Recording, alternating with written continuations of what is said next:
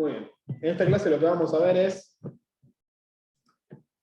el último tema de la materia, que no por nada es equilibrio general. ¿Sí? Qué sencillo realmente. Es sencillo, es para pensar y para razonar bastante, ¿no? Como en el caso de teoría de los juegos, es algo que no depende tanto de ir matemáticamente despejando ecuaciones, igualando y siguiendo pasos matemáticos, sino que depende un poco de interpretar lo que estamos haciendo. Diría que en ese sentido se parece más a teoría de los juegos que a otros temas de la materia, que por ahí simplemente si uno sabe la condición, ¿no? Agarra una ecuación, la deriva, la iguala, la despeja, etcétera, y llegas al resultado, no hay mucha forma de equivocarse. Acá tiene más que ver con el razonamiento que con la destreza matemática.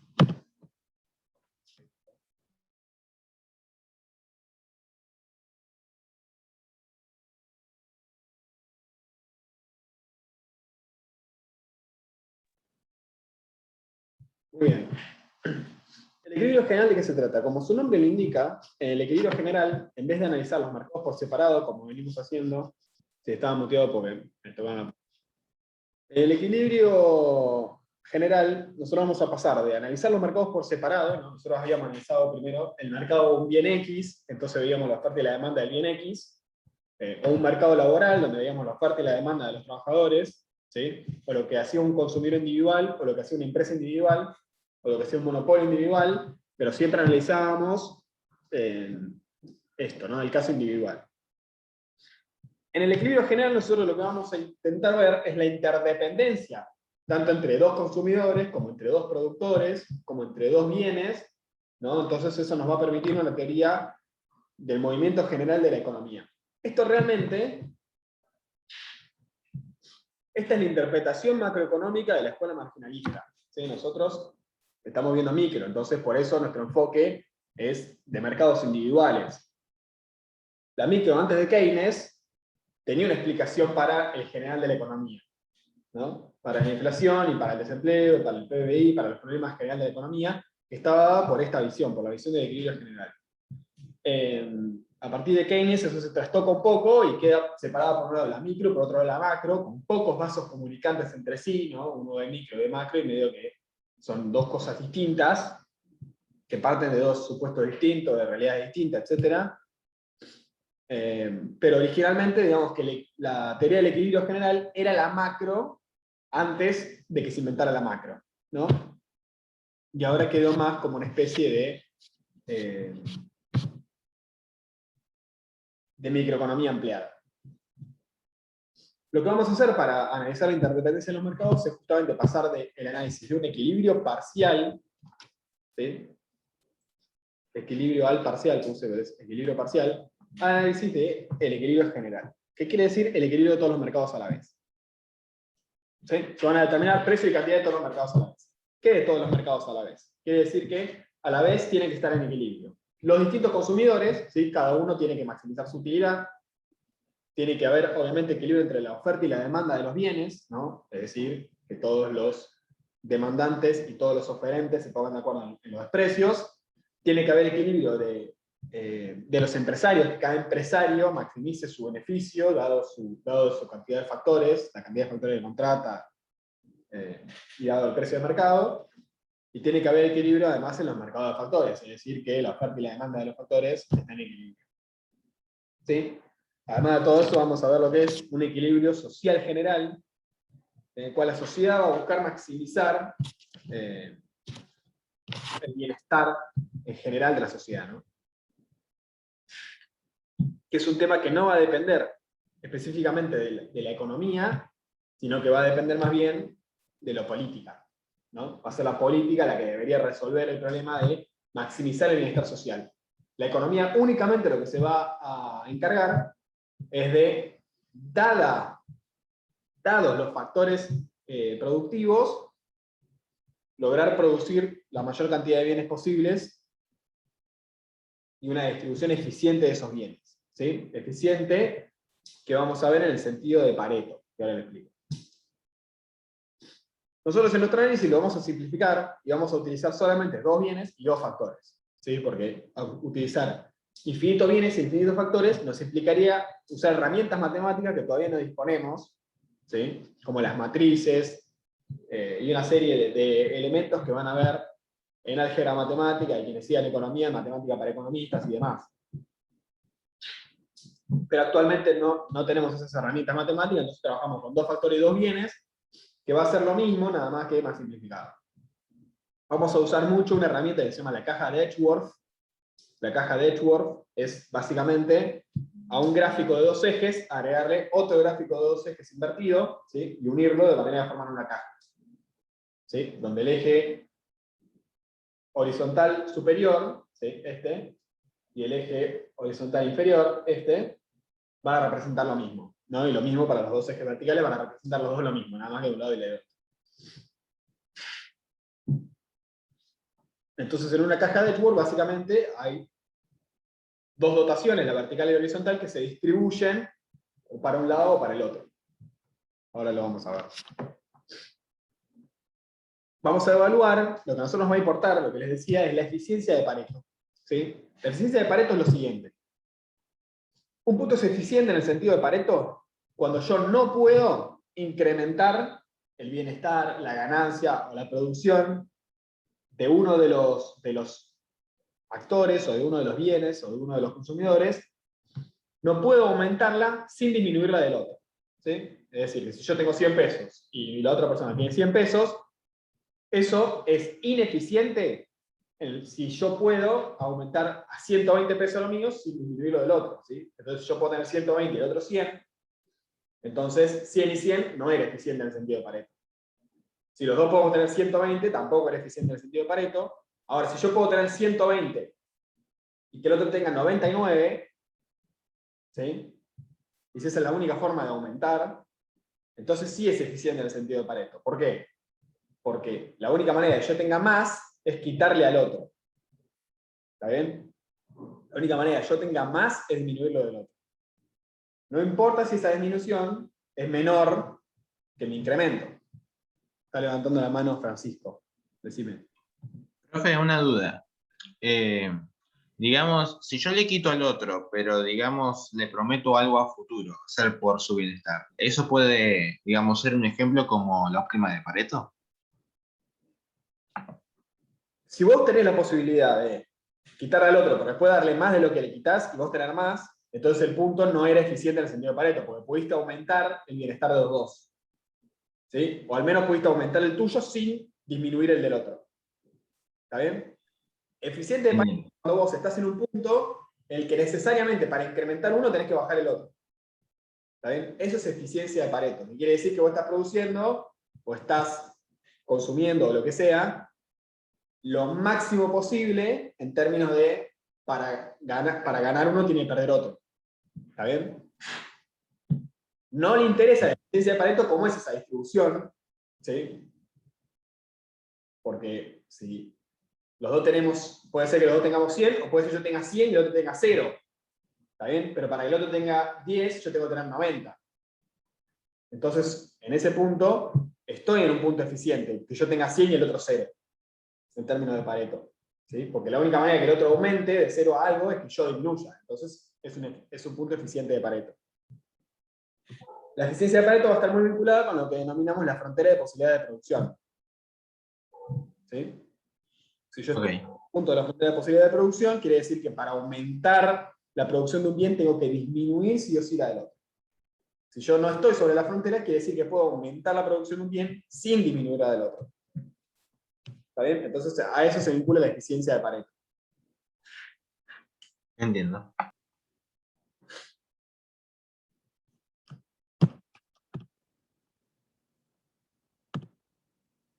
Bueno, para construir la caja de Edgeworth, entonces vamos a tener, este es un gráfico, un típico gráfico de utilidad, ¿verdad? Donde tengo un bien Y que está en el eje vertical y tengo un bien X que está en el eje horizontal y tengo curvas de indiferencia. La utilidad 1, la utilidad 2, la utilidad 3, la utilidad 4. Recuerden que la utilidad 4, por supuesto, es mayor que la utilidad 3, la utilidad 3 es mayor que la 2 es mayor que la 1, y son transitivas, ¿no? Entonces la 4 es mayor que la 1. O sea, mientras más lejos estoy del 0, Estamos hablando de mayor utilidad. Este gráfico es el que vimos en teoría del consumidor. Ahora, si este gráfico yo lo doy vuelta, ¿sí? Fíjense cómo me queda. Este es el mismo gráfico, solamente lo invertí. Entonces tengo el consumidor acá, acá en la esquina superior derecha, tengo la cantidad que consume el bien Y hacia abajo, o sea, mientras más bajamos es más consumo del bien Y. Tengo la cantidad de consumo del bien X hacia la izquierda, es decir, mientras más a la izquierda me voy, consume más el bien X. Y su curva de indiferencia ahora está al revés, está bien, pero mientras más me alejo del vértice, es mayor. ¿Sí? O sea, la curva de indiferencia 4 sigue siendo mayor que la 1. Solamente la giré, ¿no? La roté. A esto le voy a agregar otro gráfico exactamente igual que el anterior, que va a pertenecer al consumidor 2. ¿No? Entonces, fíjense que en el eje horizontal inferior tengo el bien X, en el eje vertical izquierdo tengo el bien Y, y las curvas de indiferencia nuevamente, mientras más me alejo, más grandes son. Entonces acá tengo la 4, la 3, la 2 y la 1. Si yo me voy más hacia el consumidor A, es decir, si yo me sitúo en un punto acá, quiere decir el consumidor A consume menos de los dos bienes, ¿no? Vamos a empezar a rayar todo.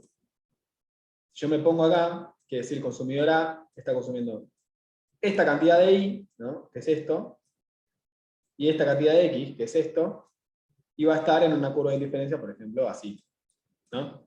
Entonces, borré todo de la puta de... Ahí, vamos a estar en una curva de indiferencia de ese tipo. El consumidor A, obviamente, está muy mal. Ahora, el consumidor B, en ese punto, va a estar consumiendo toda esta cantidad de X, ¿sí? Porque sí o sí, o lo consume uno o lo consume el otro.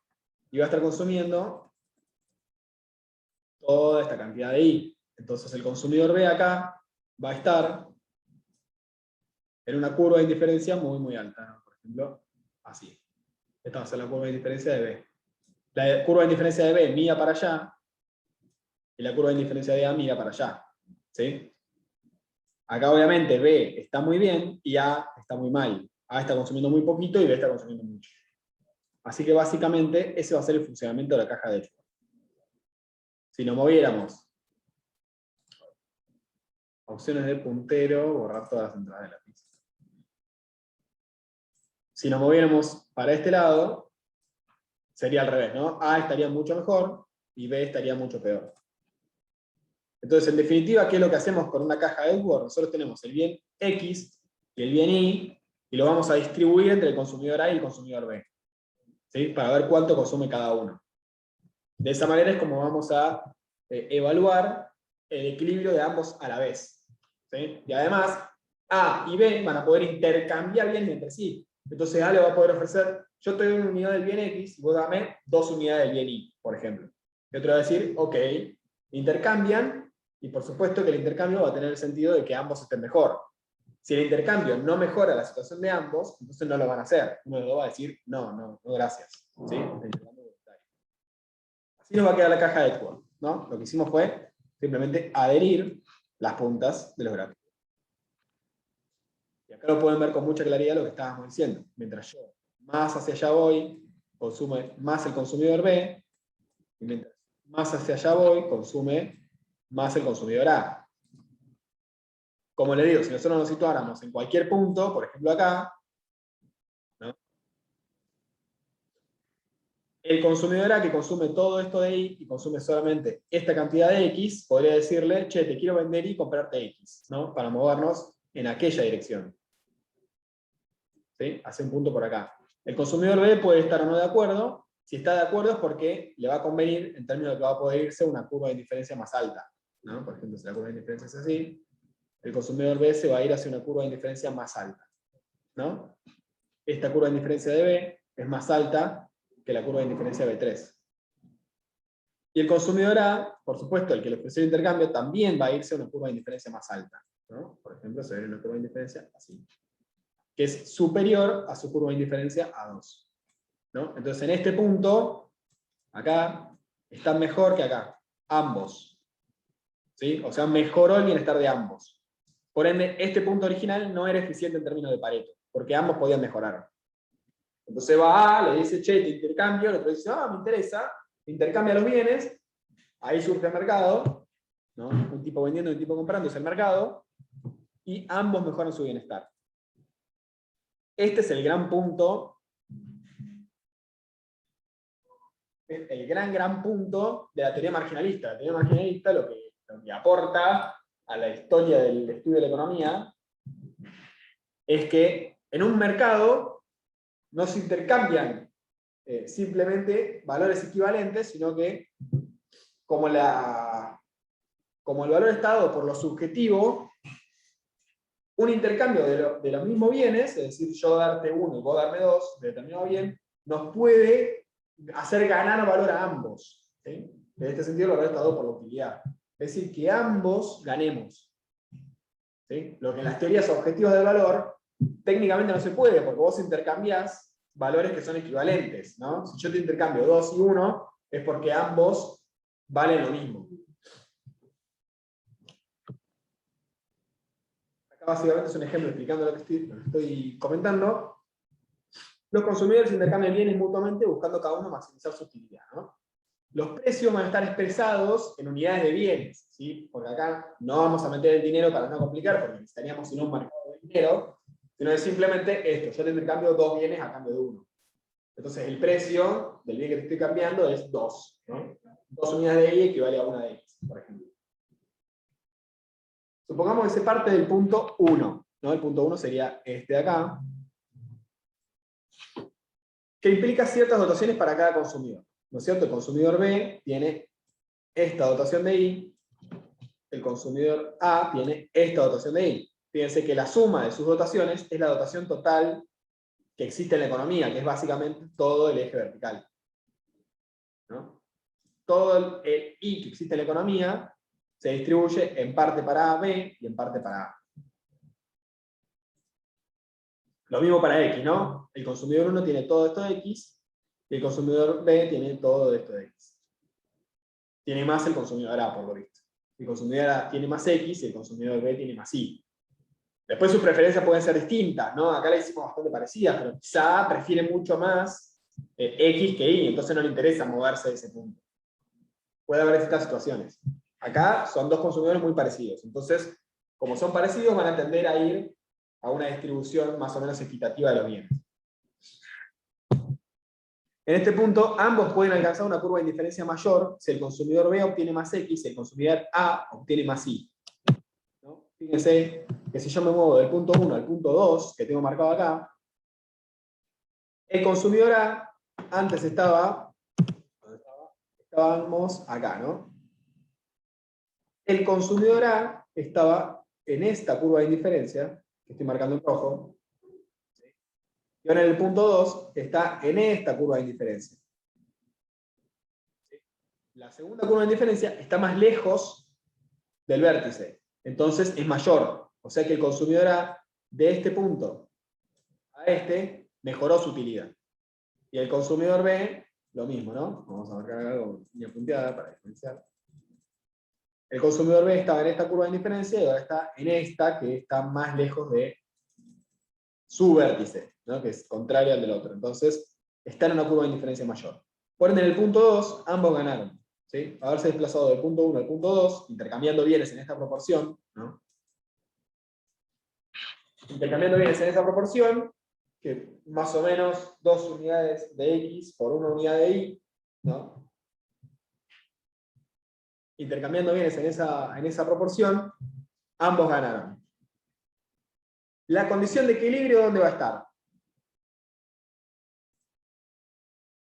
La condición de equilibrio va a estar cuando se igualen las pendientes de sus curvas de indiferencia. ¿Se acuerdan que para el consumidor individual, ¿qué tenía que hacer? Tenía que igualar la pendiente de la curva de indiferencia a su restricción presupuestaria, ¿no? Su restricción presupuestaria dependía de su ingreso y de los precios de los bienes. Bueno, ahora no va a haber una restricción presupuestaria, sino la restricción está dada primero por su dotación de bienes inicial, o sea, cuánto tiene de X1 y cuánto tiene de Y1. Por supuesto que si uno parte de este punto, no es lo mismo partir de este punto. ¿Sí? Por más que ambos puedan mejorar su bienestar, si yo parto de acá, me voy a mover hacia acá, y si yo parto de acá, me voy a mover hacia acá. Y de cualquier manera, el que arranque mejor va a terminar mejor. ¿sí? El que arranca en una posición relativamente de más riqueza va a terminar igualmente en una posición de más riqueza. ¿Sí? No es que se van a mover al medio de la caja. Se van a mover, ¿sí?, hacia la diagonal de la caja. Pero no se van a mover hacia acá, porque el que tiene más bienes no le va a regalar al otro. Solamente se los va a intercambiar. Entonces, la restricción para los consumidores en este caso es la dotación con la que arrancan, X1 e Y1, ¿sí?, y la proporción en la que intercambian bienes, para lo cual se tiene que poner de acuerdo. ¿Sí? Si uno le propone, bueno, intercambiamos 2 por 1, y el otro le propone, no, 3 por 1, bueno, en ese caso va a haber desequilibrio en el mercado, hasta que lleguen al precio de equilibrio, ¿no? En este caso uno está siendo oferente de un bien y demandante del otro bien. Así que básicamente va a operar las leyes de la oferta y la demanda hasta que encuentren una proporción a la que pueden intercambiar. Que la van a encontrar, porque en definitiva ambos se van a querer mover de este punto a este, ¿sí? Entonces la proporción a la que van a intercambiar va a ser esta, ¿no? Es aproximadamente un medio.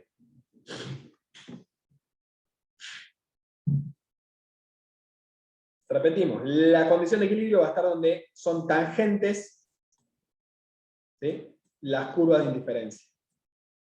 Esta curva de indiferencia es tangente a esta. Bueno, acá me salió medio cruzada, ¿no? Pero tiene que ser tangentes. ¿Por qué tiene que ser tangentes? Porque si no son tangentes, estamos en una situación como esta, ¿no? Si no son tangentes, porque se cruzan. Si se cruzan, yo me puedo ir hacia el medio y ambos ganar. Ambos estar en una curva más alta. Entonces siempre van a poder ganar hasta que sean tangentes. Fíjense que desde este punto ya no hay manera que uno mejore su utilidad sin empeorar la del otro, ¿no? Porque si me voy para allá, ambos van a estar en una curva de indiferencia menor. Y si me voy para allá, lo mismo. Y si me voy para allá, uno va a estar en una curva de indiferencia menor y el otro mayor, y lo mismo si me voy para aquel lado. Es decir, que me vaya para donde me vaya, por lo menos uno va a perder. ¿Sí? Si me desplazo hacia arriba a la derecha, va a perder A. Si me desplazo hacia abajo a la izquierda, va a perder B. Y si me desplazo hacia los lados, van a perder ambos. ¿Correcto? Entonces, acá es un punto que es Pareto eficiente. ¿Sí? Pareto eficiente. ¿Por qué es Pareto eficiente? Porque no hay manera de mejorar el bienestar de uno, salvo empeorando el del otro. ¿Sí? O sea, salvo, por ejemplo, yendo para acá. Entonces, ahí, ok, mejoró el bienestar de B, pero empeoró el de A. ¿Sí? No hay manera de mejorar el de los dos simultáneamente, ni de mejorar uno sin empeorar el del otro.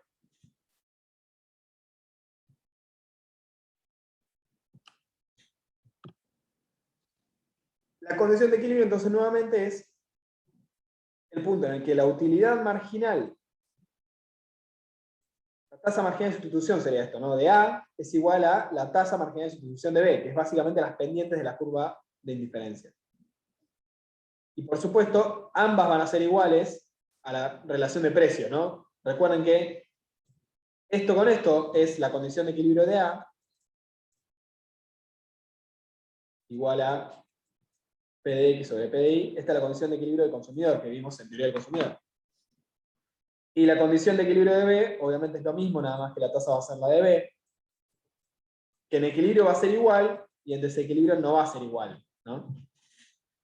En equilibrio, ¿qué se tiene que dar? Y por supuesto que esta relación de precios sea igual a esta, por ende, que esta tasa sea igual que esta, ¿sí? Y ambas iguales a la relación de precios, ¿no? Esa relación de precios está dada, ¿no?, por esta pendiente, que es la que cruza entre ambas curvas.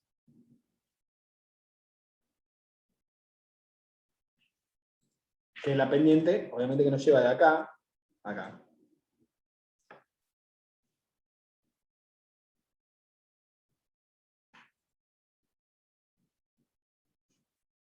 ¿Alguna duda?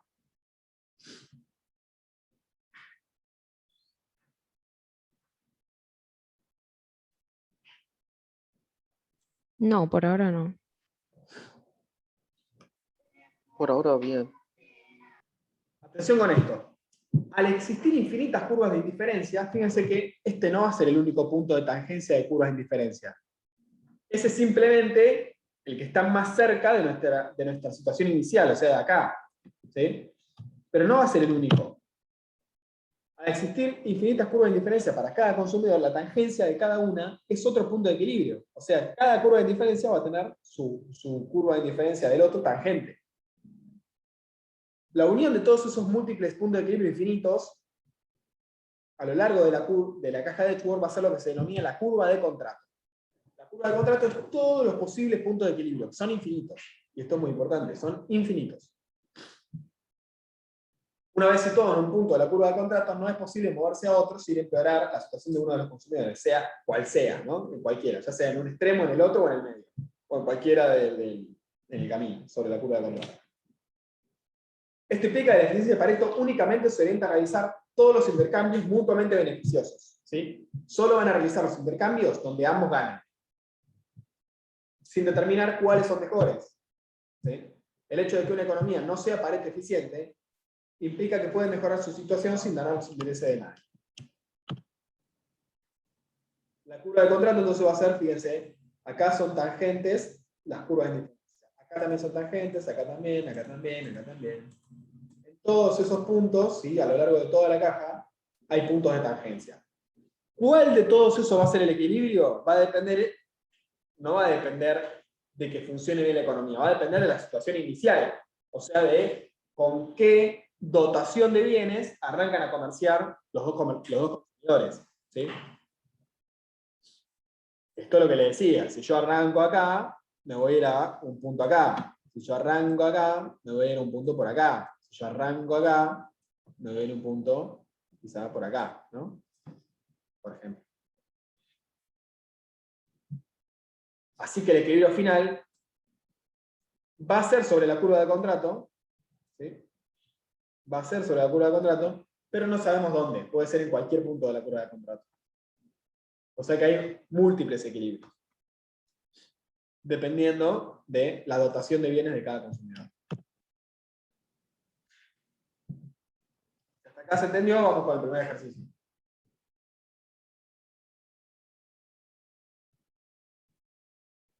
Sí, se entendió, profe. En el ejercicio 1 nos van a decir que Juana, ¿sí? Va a ser un ejercicio de dos consumidores con dotaciones de bienes, y donde, como les digo, la resolución es más un razonamiento que un ejercicio matemático. Juana, consumidora A, si quieren, va a tener 3 litros de gaseosa y 9 sándwiches. Rolando va a tener 8 litros de gaseosa y 4 sándwiches. ¿Sí? O sea, cada uno tiene un stock de bienes. La tasa marginal de sustitución, ¿sí? O relación marginal de sustitución de sándwiches por gaseosas, es 4 para Juana y 2 para Rolando. ¿Qué significa la tasa marginal de sustitución? Es la pendiente de la curva de indiferencia, ¿sí? Es decir, que en el punto inicial, x1 y 1, la tasa va a ser 4 para Juana y 2 para Rolando, ¿sí? La de Juana, evidentemente, es más grande. Representar en una caja de Edgeworth, mostrar si es eficiente, cómo podría mejorar el bienes, ¿no? Cómo podría mejorar la distribución de bienes, no sé, recordar que esto, ¿no? La tasa marginal de distribución, ¿qué representa? Representa la variación de sándwiches respecto a la variación de gaseosas, ¿no? La tasa marginal de sustitución de sándwiches por gaseosas, que es igual a la utilidad marginal de las gaseosas sobre la utilidad marginal de los sándwiches. Un minuto.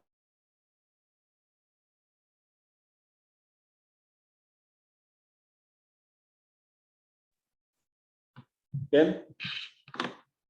Variación de sándwiches respecto a la variación de las gaseosas. ¿Sí? O sea, ¿cuántos sándwiches estoy dispuesto a intercambiar? Es este triangulito que decíamos, ¿no? ¿Cuántos sándwiches estoy dispuesto a intercambiar por cuántas gaseosas? ¿Sí?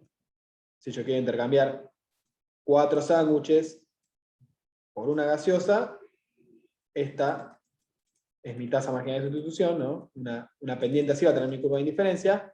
Y si yo quiero intercambiar 2 sándwiches por una gaseosa, esto estaría más o menos en el medio, ¿no? Y mi tasa sería así. ¿Bien?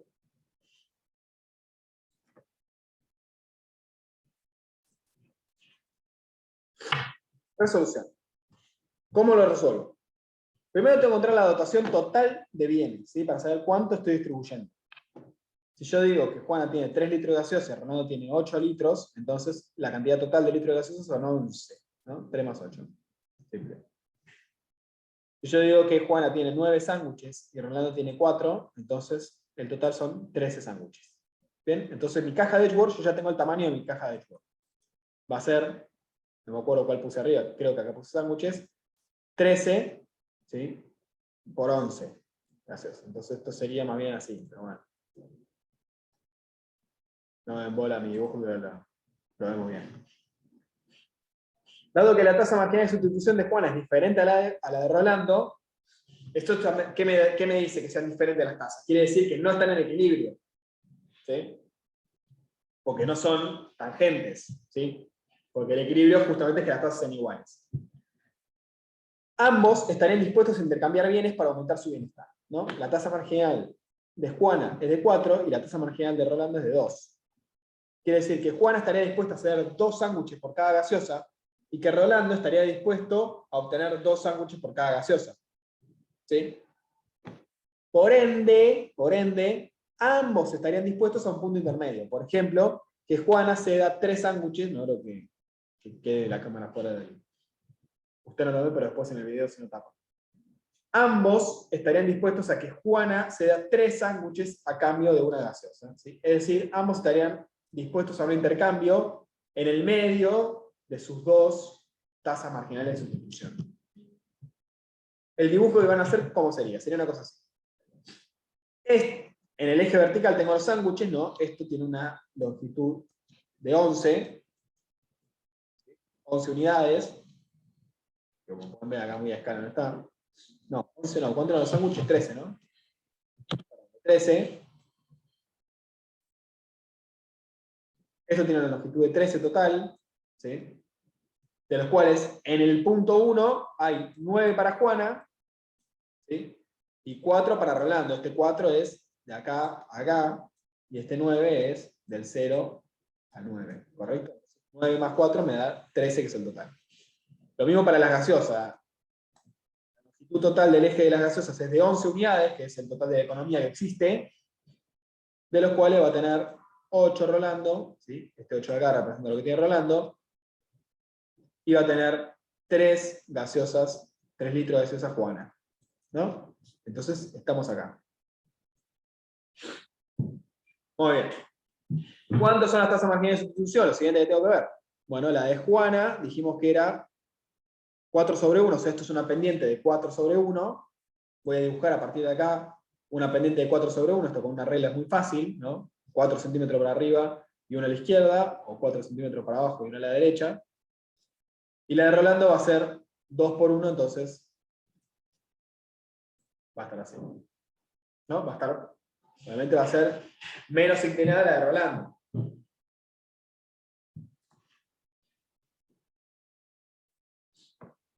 Una vez que yo dibujé esto, voy a dibujar aproximadamente la forma de las curvas de indiferencia. ¿Sí? No la puedo dibujar exactamente porque no tengo la función de utilidad y no tengo cuánto es la pendiente, cuánto es la forma funcional de la curva de indiferencia. Entonces, la voy a dibujar aproximadamente, sabiendo que acá va a tener que ser tangente esta línea punteada, cuya pendiente es 4, y otro va a tener que ser tangente la línea punteada cuya pendiente es 2. ¿No? Rolando va a ser mirando para el lado donde está Rolando, y la de Juana va a estar mirando para el lado donde está Juana. ¿Sí? La pancita de la curva de indiferencia de Juana es esta, y la de Rolando es esta. ¿Bien? Entonces acá yo ya tengo dibujado mi situación inicial, ¿verdad? Con la información que me dio el ejercicio. ¿De acuerdo? Si ustedes esto lo hacen con regla, con centímetros, lo van a poder hacer mejor. Acá me parece que me quedó muy ancha la caja. Debería ser más alta que ancha, ¿no? Porque mide 13 los sándwiches y 15 la gaseosa. Fíjense que, como se cruzan acá las curvas de diferencia, toda esta área, cualquier punto de esta área mejora el bienestar de ambos. Entonces yo ya sé que esto no es Pareto eficiente. En cualquier punto de esta área mejora el bienestar de ambos. ¿Sí? Entonces, cualquier intercambio que me lleve de este punto a un punto de acá va a ser beneficioso mutuamente. Un ejemplo de ese intercambio sería que cambien 3 sándwiches por una gaseosa. Que es lo que habíamos dicho. Si cambian 3 sándwiches por una gaseosa, entonces ¿no? Sería, por ejemplo, así. ¿Bien? Y también me preguntan, bueno, ¿de qué manera podrían mejorar su bienestar? Así obtengo que pueden mejorar su bienestar. Para que fuera el punto de equilibrio exacto, yo tendría que igualar tasa marginal de sustitución de Juana igual a tasa marginal de sustitución de Rolando. Si a mí me dieran, ¿no?, una forma funcional de esta tasa marginal de sustitución, entonces yo podría esto resolverlo, acá me quedaría una relación de X con Y, ¿no? Y después, sabiendo cuánto es la suma de esto, lo podría resolver. Pero no tiene ningún ejercicio en el práctico donde haya que resolverlo, así que no se preocupen. Probablemente si les tomamos algo de esto, va a ser un ejercicio parecido a este, ¿no? Diga si está en equilibrio, sugiera una posibilidad para que esté en equilibrio, ya le damos opciones, ¿no? Se intercambian 5 sándwiches por una gaseosa, ¿están en equilibrio? Se intercambian 1 por 1, ¿están en equilibrio? Se intercambian 3 por 1, ¿sí? La resolución va a ser que van a tener que intercambiar algo que está entre ambas tasas marginales de sustitución, ¿sí? Se puede intercambiar 3,5 por 1, o 3 por 1, o 2,5 por 1, o 2,8 por 1. No van a estar dispuestos a intercambiar 1 por 1, ¿no? Porque eso no le conviene a Rolando. No van a estar dispuestos a intercambiar 5 por 1 porque no le conviene a Juan. ¿Ok? Entonces, cualquiera de, digamos, la solución que está ahí puesta es una de las tantas que puede haber dentro de ese área amarilla que habías puesto. Bien, ok. Exactamente. Puede ser cualquiera. La solución exacta, el equilibrio, lo encontraríamos si tuviéramos la forma funcional de la tasa marginal de sustitución. Pero si ustedes les preguntan, como en este ejercicio, propongo un intercambio que mejore el bienestar, pueden elegir cualquiera de las posibilidades.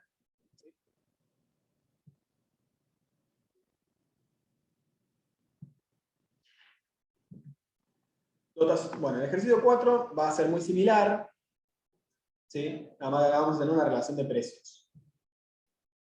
Jaime va a tener 7 alimentos y una vestimenta. Karina va a tener 3 alimentos y 5 vestimentas. La tasa marginal de sustitución de vestimenta por alimento de Jaime es 1/2, ¿sí? Y la tasa marginal de sustitución de vestimenta por alimento de Karina es 3. ¿No? Jaime está dispuesto a intercambiar una vestimenta por 2 alimentos y Karina 3 vestimentas por un alimento. Los precios vigentes van a ser, el precio de los alimentos es 100 y el precio de las vestimentas es 200. ¿Bien? Entonces, lo que tenemos es esto. La tasa marginal de sustitución de Karina es 3, el precio de alimentos sobre vestimentas es 1/2, y la tasa marginal de sustitución de Jaime es 1/2. ¿Sí? O sea que esto es tangente a esto, pero no a esto. Karina está dispuesta a intercambiar 3 vestimentas por cada alimento, pero la relación de precios es menor. Con lo cual, habrá exceso de demanda en el mercado de alimentos y exceso de oferta en el mercado de vestimentas. Es decir, Karina querría, ¿sí?, conseguir alimentos a cambio de vestimentas, pero como Jaime está tangente, no va a querer intercambiar. ¿Sí? Entonces acá va a haber un desequilibrio. Este sería el gráfico, ¿no? Hago la caja de Edgeworth. De vestimenta tengo 5 más 1, 6 en total. De alimentos tengo 7 más 3, 10 en total. Dibujo las pendientes. Hermoso mi dibujo de pendiente. ¿Sí? Fíjense, la pendiente de Karina es 3, ¿no? Que es esta bien empinada. Y la pendiente de Jaime es 1/2. Acá, ¿qué pasa? Jaime, la relación de precios está marcada, que es igual a la de Jaime, ¿sí?, de forma en negrita. Jaime está en equilibrio, ¿sí?, en el sentido de que su curva de indiferencia es tangente a la relación de precios, ¿no? Entonces, como veíamos el equilibrio individual, si tu tasa marginal de sustitución es igual a la relación de precios, ¿sí?, la tasa marginal de sustitución de Y por X es igual al precio de X sobre el precio de Y, esta es la condición de equilibrio del consumidor.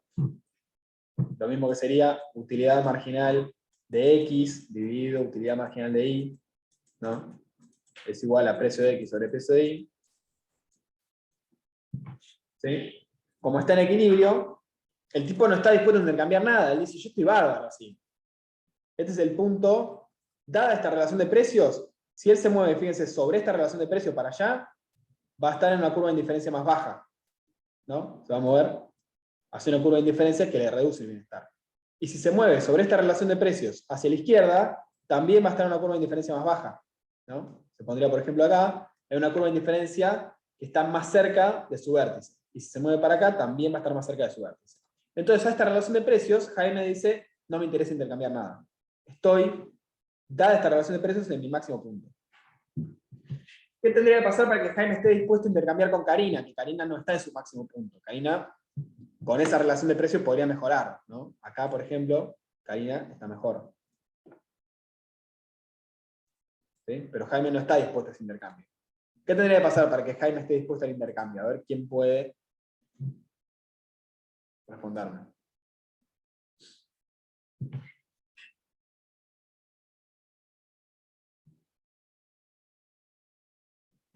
Que la tasa no sea igual a la relación de precios. Tipo, eso lo haría no estar en equilibrio, por lo tanto predispuesto al intercambio.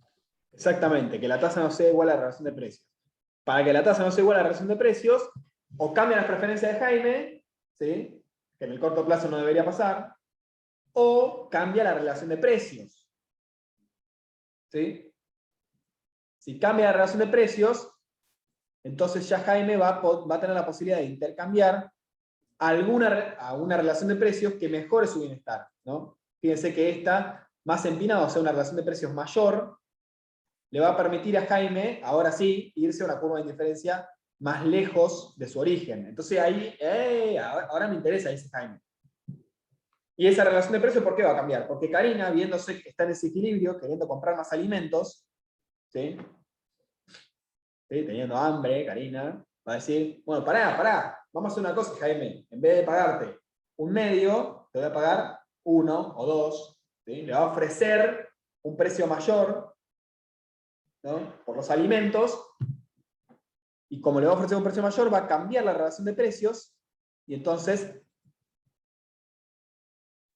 se van a desplazar hacia algún punto acá, ¿no? Entonces, si el mercado está en desequilibrio, la propia necesidad de Karina de mejorar su bienestar la va a llevar a ofrecer un precio mejor que el de mercado. Esto obviamente podría ser obstruido si hubiera alguna regulación sobre este precio, ¿no? Si el Estado obliga a que este sea el precio, en un mercado competitivo eso no sería eficiente porque impedís que los consumidores se muevan hacia acá, ¿no? Un punto en el cual ambos mejorarían. Como vimos, los precios, la regulación de precios es eficiente en el caso de mercados concentrados, ¿no? De monopolio o oligopolio, pero no en el caso de mercados competitivos.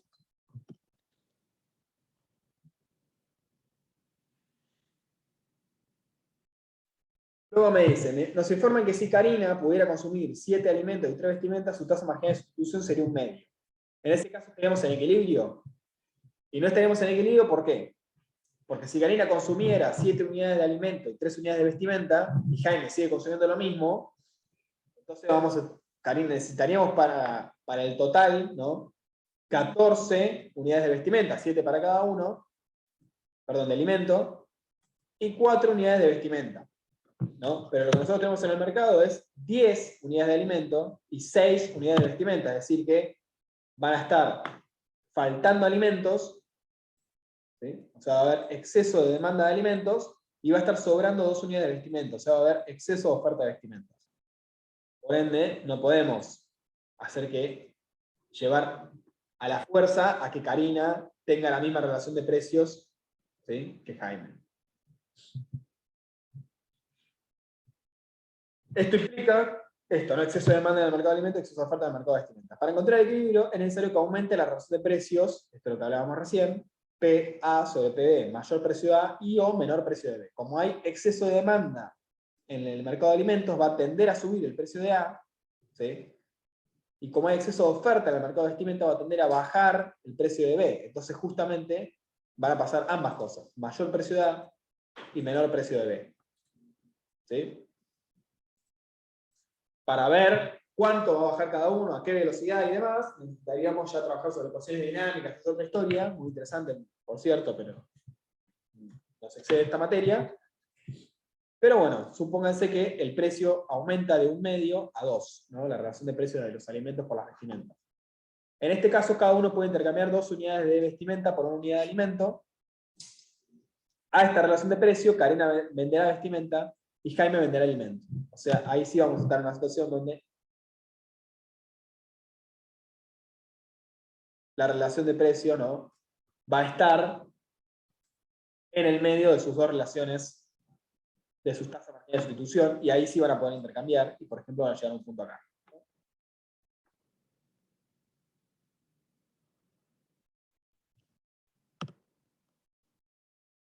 ¿Tienes hasta aquí? Sí, todo claro.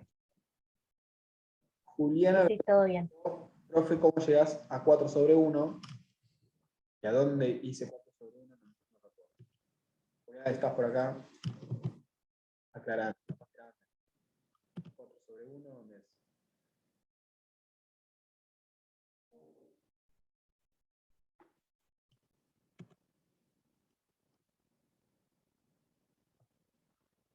No lo encuentro.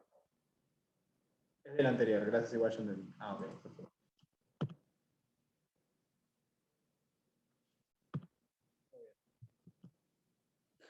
Bueno, este sería el ejemplo, ¿no? En el caso de que subiera la relación de precios a 2, bueno, ambos van a intercambiar de este punto en el que estaban,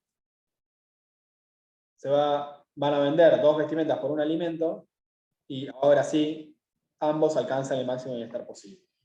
¿Sí? La asignación final va a ser Karina 4 alimentos, 3 vestimentas, Jaime 6 alimentos, 3 vestimentas.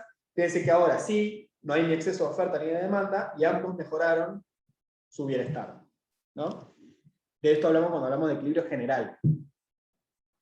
No alcanza con que uno esté en equilibrio, sino que para hablar de equilibrio general tiene que estar en equilibrio los dos. Caso contrario, va a haber un exceso de demanda, un exceso de oferta, y los precios se van a mover, inevitablemente. Vamos al tema de frontera de posibilidad de producción. Ya no metemos en tema de producción y factores. En el equilibrio general también van a estar interrelacionados los mercados de factores y los mercados de bienes. La dotación que posee cada individuo para el intercambio surge de la producción de dichos bienes mediante factores de producción, es decir, ¿por qué partimos de una situación donde Jaime tenía 7 unidades de alimento y 1 unidad de vestimenta, y Karina tenía 5 unidades de vestimenta y 3 de alimento? Bueno, no es que le cayeron del cielo, ¿no? Los alimentos vinieron bajando como maná, así, y llegaron a su mesa y a cada uno le tocó. Sino que se supone que Jaime, mediante su trabajo y el capital que tenga, que eso sí le cayó como maná del cielo, y esto es importante, teoría microeconómica, ¿no? Los factores productivos surgieron, ¿sí?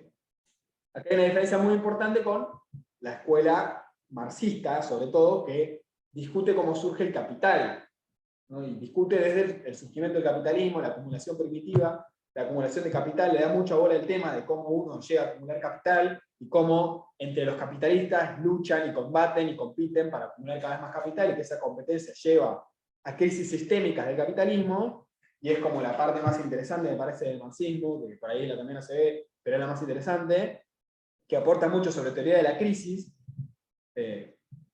porque el gran problema de la microeconomía, de la teoría liberal, es que aborda muy poco y de manera muy irreal el problema de la crisis, ¿no? Para esta teoría, la crisis es un desequilibrio, vos simplemente dejás que el mercado se mueva solo y va a alcanzar el equilibrio, que es algo que en la realidad no pareciera pasar. Decía, un gran tema en el que no se mete esta teoría es cómo un individuo acumula capital. ¿Sí? La lógica de la acumulación del capital. Sino que simplemente el individuo, ¡pum!, tiene 100 unidades de capital y 100 unidades de trabajo. Es decir, tiene la posibilidad de trabajar tantas horas y tiene tanto capital. Porque lo heredó, porque lo consiguió de alguna manera, se ganó la lotería. No le interesa a esta materia. Ahora bien, con la dotación que posee cada individuo va a producir una determinada cantidad de bienes, ¿no? Y esa va a ser su dotación de bienes. Entonces, la riqueza o pobreza de cada individuo va a depender básicamente de con cuántos factores productivos nace. O tiene eventualmente, porque también se puede agregar a la riqueza. Obviamente, para transformar los factores productivos efectivamente en producción de bienes, vamos a tener que distribuir esos factores productivos, ¿no? El capital y el trabajo, en la producción del bien X y del bien Y, porque uno podría producir o todo X o todo Y. ¿Sí? Después a cada uno le va a corresponder la proporción que le toque según cuántos factores es propietario. Pero además de ver cuánto le toca a cada uno, hay que ver cuánto existe de esos bienes. ¿Sí? Si todos los factores se destinan a X y nos distribuimos X entre los dos e Y es 0, o si todo se destina a Y, o en qué proporción voy a tener alimentos y vestimenta. ¿No? Porque no está dado eso, sino que eso va a depender justamente de otro equilibrio, de otra caja de Edgeworth, que va a ser cómo distribuyo los factores que existen en capital y trabajo en la producción de los posibles bienes. En este caso va a ser muy análogo, muy similar,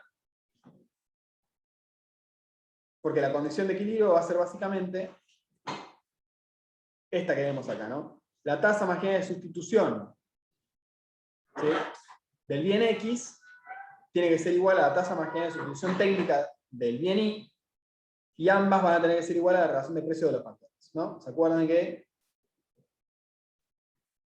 cuando nosotros veíamos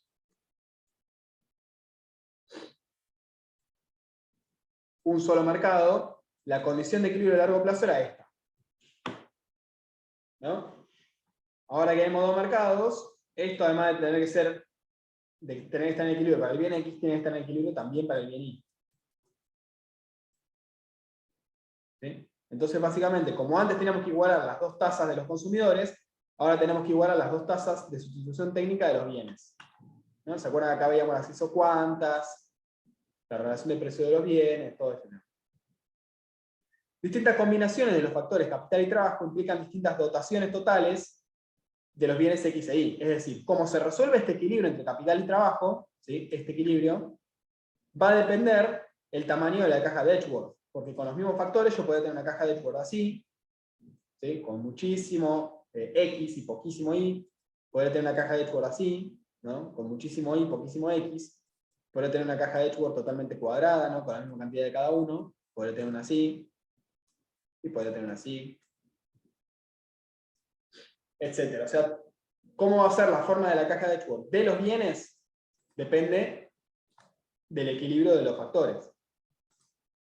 Y como antes, el equilibrio de los factores va a ser infinito, ¿sí?, porque va a haber también una curva de contrato y también vamos a poder situarnos o en un punto o en otro de la curva de contrato, ¿sí?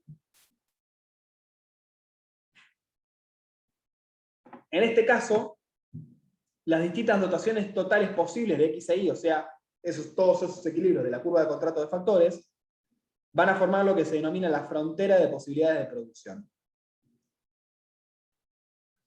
La frontera de posibilidades de producción va a ser básicamente las combinaciones posibles de X e Y usando eficientemente los factores de producción, o sea, las combinaciones Pareto eficientes, todas. ¿Y en qué punto nos vamos a situar de la frontera? Va a depender de las preferencias sociales. ¿Sí?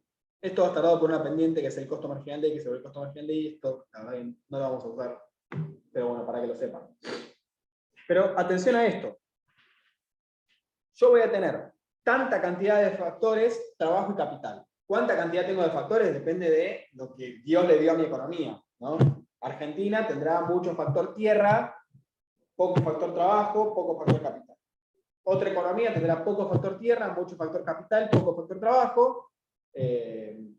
Nigeria tendrá mucho factor trabajo, poco capital y poca tierra. China tendrá mucha tierra, mucho trabajo, poco capital. Cada economía lo que le ha tocado, ¿no?, de dotación de factores.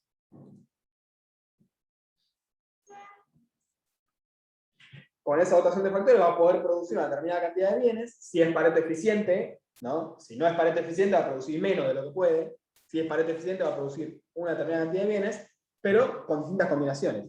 ¿Qué combinación específica de bienes va a producir? Es decir, si Argentina produce todo soja y nada de hidrógeno verde, es una posible combinación de la frontera, y si produce muy poquita soja y muchísimo hidrógeno verde, es otra combinación de la frontera. ¿Qué va a determinar qué combinación de la frontera va a elegir Argentina? Bueno, lo que va a determinar qué punto de la frontera va a elegir Argentina va a ser lo que vamos a denominar las preferencias sociales, ¿no? Y las preferencias sociales van a ser una especie de gran función de utilidad social, ¿sí? Que la única manera de determinarla va a ser que todos los individuos elijan una opción o la otra, ¿no? ¿Y cómo es que todos los individuos eligen una opción o la otra en las sociedades contemporáneas? ¿Cómo nos ponemos de acuerdo todos los individuos si queremos un país que produzca soja o un país que produzca hidrógeno verde? ¿Quién sabe? ¿Nos ponemos de acuerdo o nos intentamos poner de acuerdo? ¿No? O al menos se expresa de alguna manera. ¿Puede ser ventaja absoluta? Bueno. Porque en Introducción a la Economía me estaba acordando que lo veíamos así, ventaja Tiene que ver. absoluta o algo así.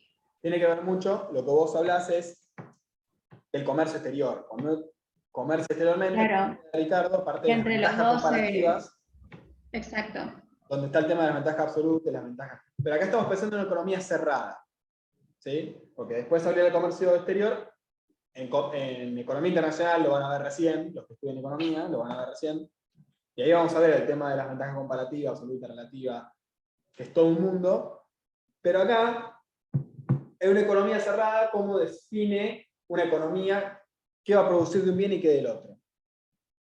La respuesta es que para decidirlo, la sociedad lo va a tener que decidir políticamente, ¿sí? ¿Y cómo lo va a decidir políticamente? Mediante el sufragio. Es decir, se supone que en cada momento que uno elige una determinada opción política u otra, uno está votando un proyecto de país, ¿no? Sabemos que después en la política uno termina votando por una foto de una fiesta y no por realmente qué proyecto de país propone cada candidato, y hay muchos partidos políticos que no proponen con demasiada claridad ningún proyecto, pero se supone que uno en las elecciones debería poder elegir en qué punto de la frontera de producción del país se quiere situar. Si me quiero situar en un punto donde seamos un país agroexportador, muy centrado en la economía primaria, por ejemplo, ¿no? Una discusión que ha surgido en Argentina un montón de veces, o si me quiero situar en un punto donde seamos un país más industrial. Va a jugar el tema después de las ventajas comparativas que dice Yamila, porque los que proponen un país agrícola ganadero dicen tenemos ventaja comparativa acá. Entonces, bueno, por eso ya es un tema de comercio, ¿sí? Que van a ver más adelante. Entonces, volviendo, vamos a ver esto, cómo se expresa gráficamente. Similarmente al caso de los consumidores, podemos construir una caja de Edgeworth de factores, ¿no? Donde lo que yo decido es cuánto produzco del bien X y cuánto produzco del bien Y. Si estoy más cerca de estas zonas, porque estoy produciendo mucho del bien Y, ¿no? Porque estoy acá, en una isocuanta muy alta del bien Y, y muy poquito del bien X, ¿no? En una isocuanta muy baja del bien X. En cambio, si me sitúo en esta zona, lo contrario. Mucho del bien X, ¿sí? Esta es la isocuanta del bien X, por ejemplo, Q de X, acá va a ser igual a 1000. Y una isocuanta muy bajita del bien Y. Por ejemplo, Q de Y acá va a ser 50. Si yo me sitúo en este punto, quiere decir que voy a estar teniendo 1000 unidades del bien X y 50 unidades del bien Y, lo cual me va a dar una caja de Edgeworth, ¿no? De un ancho de 1000 por 50. ¿No? Y acá dos consumidores, A y B, que van a partir de determinada dotación según los factores que tengan, por ejemplo de acá, se van a distribuir estos 1000 y estos 50 como intercambiando, ¿no? Y van a llegar a su punto de equilibrio.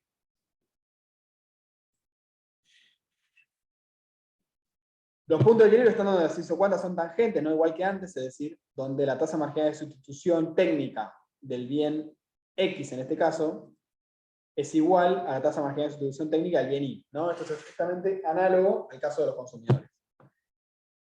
La curva de contrato va a mostrar todas las combinaciones eficientes de trabajo y capital. Cada una implica cierta producción de X y cierta producción de X, ¿no? Lo que decía.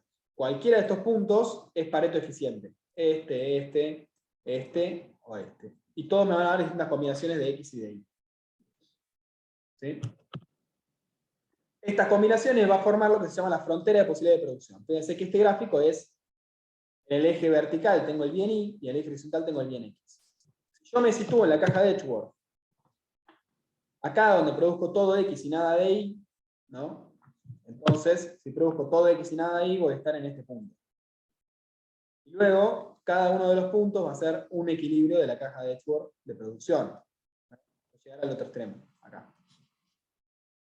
Si yo estoy sobre la curva de contrato, voy a estar sobre la frontera de posibilidad de producción, o sea, produciendo lo máximo posible. Puedo estar acá, o puedo estar acá, ¿no? Acá, o acá. Van a ser distintos puntos de la frontera, pero ambos van a ser Pareto eficientes. No me dice la economía no me dice cuál de los dos puntos es mejor. Lo que me lo va a decir va a ser la política. ¿Sí? Si una economía se cintura al interior de la frontera, acá sí la economía me va a decir, ahí no te pares, no seas sinvergüenza, no te pongas ahí, ponete en la frontera. ¿Sí? Estás siendo ineficiente. Después si vos querés ponerte acá o ponerte acá, decidilo vos. Pero no te pongas acá. ¿Sí? Porque acá podés aumentar la producción de un bien sin disminuir la del otro. O podés aumentar la producción de ambos bienes también si querés. ¿No? Y irte un punto acá. ¿Hacia dónde te vas? ¿Sí? Ya sea acá, acá o acá. O si querés irte acá o irte acá disminuyendo la producción de uno de los bienes. Eso ya depende de vos. Pero no te quedes en un punto adentro de la frontera porque estás siendo ineficiente. Te va a decir Pareto, ¿no?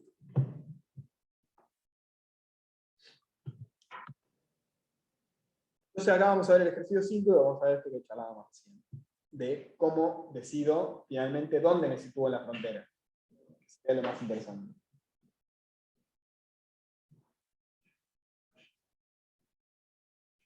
La dotación de factores va a ser trabajo igual a 100, capital igual a 700. Me pide construir la frontera de posibilidad a partir de la caja de Edgeworth, ¿no? Entonces a mí me dan una caja de Edgeworth ya armada, esto está en el práctico, ¿no? Fíjense que en esta caja de Edgeworth tengo, estos bienes son alimentos y vestimenta, ¿no? Acá tengo 0 alimentos, y acá tengo 0 vestimenta. A medida que me voy para allá es 100 alimentos, 200 alimentos, 300, 400, 500, hasta 1000 alimentos, que es el máximo posible, utilizando todo mi factor en alimentos. Y para vestimenta tengo 100 unidades de vestimenta, 200, 300, 400, 500. 700 es lo máximo que puedo producir de vestimentas. Me puedo situar. La línea verde es la curva de contrato, ¿no? Entonces los puntos N, P, Q, R, S, T y U van a ser los puntos de la frontera, ¿no? Por ejemplo, el punto N, ¿cómo lo grafico? Fíjense la isocuanta que pasa por el punto N. La isocuanta de la vestimenta es vestimenta igual a 410, ¿no? Es la azul esta. Y la isocuanta que pasa de alimentos por este punto N es la roja, ¿no? Que es alimentos igual a 200. Entonces el punto N va a ser vestimenta igual a 410 y alimentos igual a 200. Esto lo voy a marcar. Acá. Alimentos igual a 200 y vestimenta igual a 410. Entonces es el punto N. De la misma manera voy a marcar el punto P, ¿no? Donde vestimenta es igual a 380 y alimentos es igual a 280. El punto P es alimentos 280 y vestimenta 380. Ese es el punto P. Y así voy a marcar cada uno de los puntos. Q, S, U. Los extremos van a ser acá donde produzco 0 alimentos, ¿no? Y 460 unidades de vestimenta. Acá 0 alimentos, 460. Y el punto, el otro extremo donde produzco 0 unidades de vestimenta y 700 unidades de alimentos. ¿Bien? Disculpenme, acá les dije mal. lo que está en los ejes no es las cantidades, ¿no? Las cantidades las vemos acá en las isocuantas, lo que está en los ejes es cuánto destino de los factores a cada cosa. Entonces, si yo destino 1000 unidades de trabajo a la vestimenta, entonces estoy sobre esta línea vertical, ¿no? 1000. Y si destino también 700 unidades de capital a la vestimenta, ¿no? Capital está sobre el eje vertical, entonces ahí me voy a situar acá.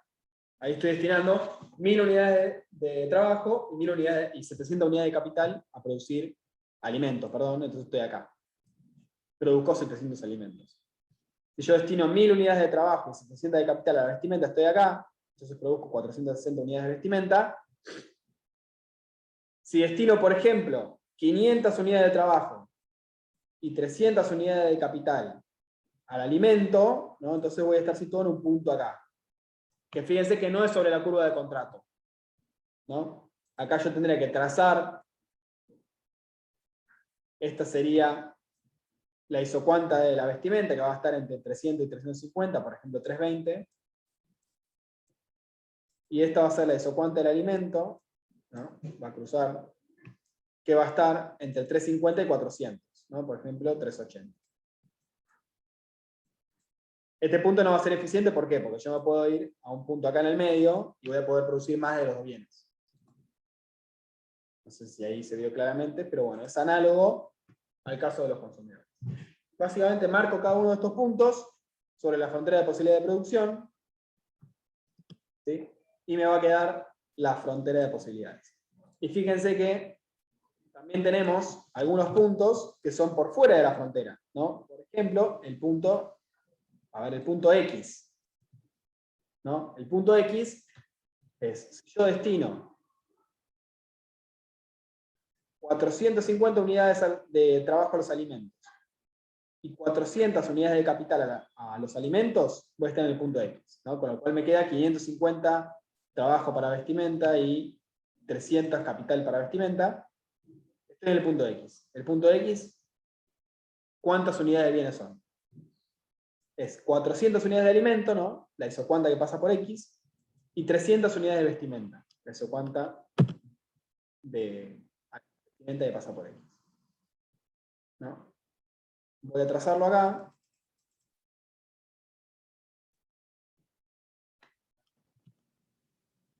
Y 300, ¿no?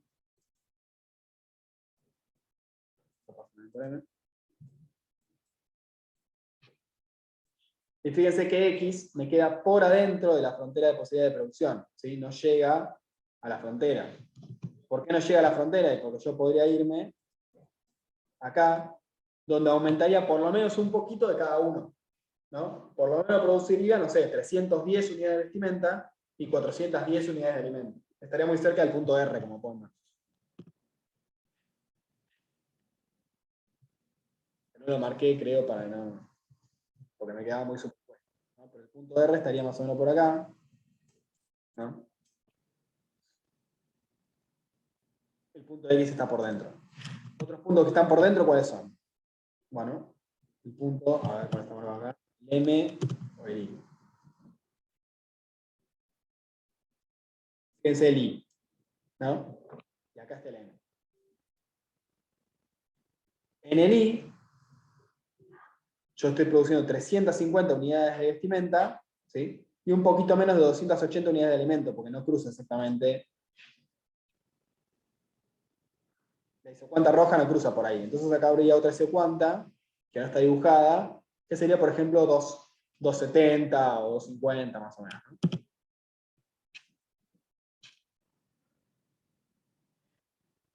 $350 entonces unidades de vestimenta y 270 o 250 más o menos, un poquito acá atrás, 280 más o menos más acá.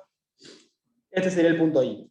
Fíjense que tampoco está sobre la frontera, ¿no? Porque yo puedo irme, por ejemplo, al punto P y aumentar la producción de ambos bienes, ¿no? Yo me voy acá al punto P, ¿no? Voy a estar de 350, voy a estar en 380, o sea, aumento la producción de vestimenta. Y de 270, ¿no? Que dijimos que acá podía estar la producción de alimentos, voy a estar en 280, que es por donde pasa la curva de indiferencia esta roja. Entonces aumento la producción de ambos. ¿Sí? Punto P. Claramente aumento mucho más la de vestimenta, aumento muy poquito la de alimentos.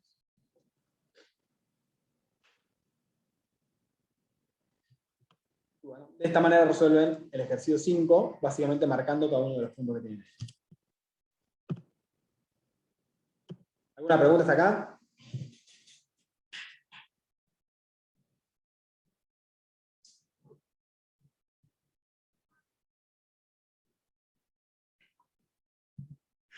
No, está bien. No, profe, todo bien.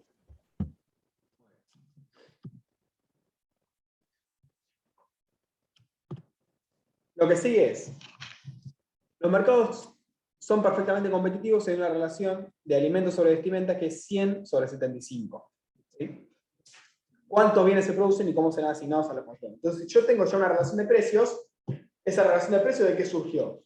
Surgió de la interacción entre todos los consumidores. ¿Sí? Entonces, esa relación de precios expresa ya, ¿sí?, la utilidad social, ¿no? O las preferencias sociales.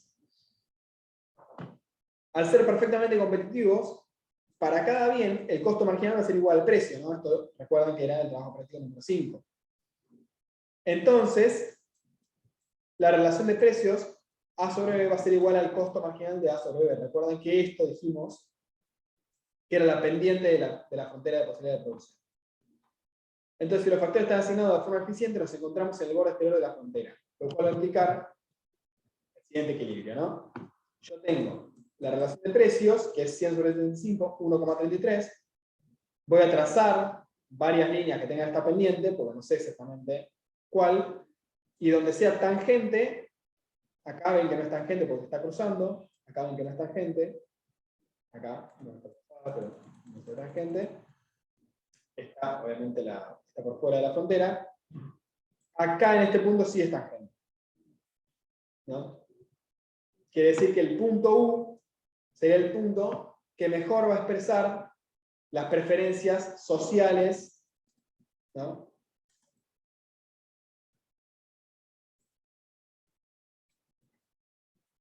de esta economía. ¿Bien? Si la relación de precios es 1.33, esta economía maximiza su producción en el punto U. Si observamos la caja de Edgeworth, en ese punto se asignan 250 unidades de capital a la producción del bien Y, ¿no? Vuelvo acá, vuelvo a la caja, estamos en el punto U, ¿sí?, que es este. En el punto U voy a asignar 250 unidades de producción, unidades de capital a la producción de la vestimenta, y 150 más o menos unidades de trabajo a la producción de la vestimenta. Y el resto, o sea, 450 la voy a destinar a alimentos, capital, y 850 unidades de trabajo lo voy a destinar a alimentos. ¿Cuál va a ser mi resultado? Voy a producir 600 unidades de alimento y 150 unidades de vestimenta, ¿no? O sea, estoy expresando claramente una preferencia. Fíjense que el precio de los alimentos es mayor que el precio de las vestimentas.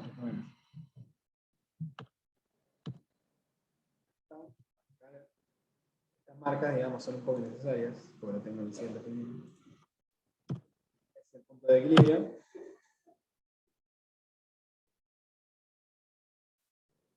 Esto es lo que acabo de decir, ¿no? En este punto asignan 250 unidades de capital a la producción del bien Y, 450 a la producción del bien X, 150 unidades de trabajo a la producción del bien Y y 850 unidades de trabajo a la producción del bien X. La distribución entre los dos individuos, entre el individuo A y el individuo B, o entre los 40 millones de individuos que hayan en la economía, dependerá de qué dotación de factores tiene cada uno. Obviamente, si hay uno solo que es el dueño de todos los bienes, de todos los factores, se va a quedar él con todos los alimentos y todas las vestimentas. ¿Sí? No va a haber intercambio de nada. Ahora, si los factores están distribuidos, van a tener que intercambiar según sus preferencias. Capaz que uno tiene más X y otro tiene más Y, y van a intercambiar hasta llegar al punto Pareto eficiente. Si se cumplen todos los supuestos entonces que vimos, los supuestos del consumidor, los supuestos del mercado, los supuestos de la competencia perfecta, los supuestos de las producciones de las empresas, los supuestos de los factores, Si no hay ninguna obstrucción en el mercado, nadie tiene poder de mercado, todos son exactamente iguales, entonces se va a dar que cada individuo va a maximizar su utilidad. ¿Sí? Entonces cada uno va a estar en la máxima felicidad posible, dada su dotación de factores. Se va a producir de forma Pareto eficiente, es decir, vamos a estar sobre la frontera de posibilidad de producción. Los precios de los bienes van a ser el mínimo costo medio a largo plazo, que esto es lo que veíamos cuando veíamos mercado competitivo a largo plazo. Es decir, van a ser lo más barato posible los bienes. Se va a maximizar la utilidad del conjunto de la sociedad. ¿Sí? Es decir, que vamos a estar en el punto de la frontera donde alcanzamos la máxima felicidad total posible. Si no necesariamente este equilibrio es equitativo, es decir, si un consumidor tiene todos los factores, el otro consumidor muere de hambre, es indigente. Y no importa, no le importa a la economía. La economía, de acuerdo a la teoría marginalista, se encarga únicamente de buscar la eficiencia en el sentido de Pareto. No se encarga de buscar la equidad. ¿Sí? Si tiene todo uno y no tiene nada del otro, se caga. ¿Sí? Obviamente que esto es muy discutido, extremadamente discutido por las escuelas de economía que no son la marginalista, ¿no? Donde ponen en discusión que la desigualdad genera problemas económicos y problemas sociales de índole importante, entonces también hay que pensar en la distribución. O las escuelas keynesianas que dicen mayor distribución implica mayor crecimiento, ¿no? Entonces una visión dinámica te dice, si uno tiene todos los factores de producción, entonces gran parte lo va a gastar en consumo suntuario, ¿no? Se va a comprar yates, mansiones, cuestiones que no van a servir para el crecimiento económico, y si en cambio vos lo distribuís, como todos van a consumir bienes, entonces el crecimiento económico va a ser más grande y va a haber mayor riqueza para todos. Son discusiones de otras escuelas. De acuerdo a la escuela marginalista, no importa la equidad, cómo está distribuido este equilibrio, lo importante es que se cumplen todas estas cuestiones, que no es menor. Pareto eficiencia, producimos lo máximo posible, se maximiza la utilidad, el precio es el mínimo posible, y se maximiza el conjunto la utilidad en conjunto de la sociedad, dada la distribución original de los factores. ¿Alguna pregunta?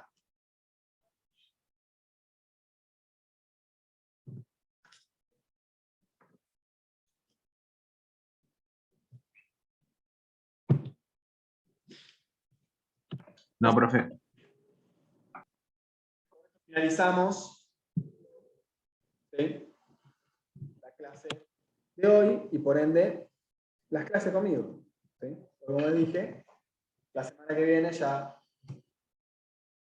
cursan con Marcela y después el parcial y nos veremos las caras en el final, si Dios quiere. Profe, una consulta. ¿La clase de repaso con Marcela va a ser en este mismo horario? Va a ser en el mismo horario y después les paso el link de ella para que se conecten. Entiendo que hoy están uno de ella acá, así que bueno, van a cursar todos, pero esta vez el Zoom de ella, pero en el mismo horario, ¿sí? Dale, gracias. Profe, una pregunta. Soy de otra comisión. ¿Cómo le puedo escribir para que me pase el archivo que usó para la clase? ¿O cómo podría ser? Sí, lo vas a poder ver también, si no, en el AO24. Porque la otra clase que Marcela no pudo estar y usted nos dio oligopolio no estaba en el AO24. Por eso le pregunto, para anticiparme eso. En mi comisión, en el AO24, en la comisión 4. Ok, bueno. No podemos abrir otra comisión. Claro. Ah, ¿no se pueden anotar en dos? No. ¿Y en el de teoría? Ahí sí. El de teoría sí, pero ahí no estaba el archivo. Bueno, yo les cargo las dos clases que di para las dos comisiones, lo cargo o en la comisión de Marcela o en el de teoría. ¿Sí? Lo encuentran ahí. Ya mismo me encargo. ¿Ok? Dale, gracias, profe. Bueno, chicos, les mando un afectuoso saludo y ojalá nos estemos cursando en la facultad pronto. Tienen mi mail de cualquier manera, el grupo, pueden hablar cuando necesiten algo, una mano. Así que, bueno, estamos en contacto. Bueno, profe, mil Nos vemos, gracias. profe. Saludos. Gracias. Adiós, nos Gracias. vemos. Profe. Hasta pronto. Gracias, profe. Nos vemos. Adiós, profe. Nos Adiós. vemos.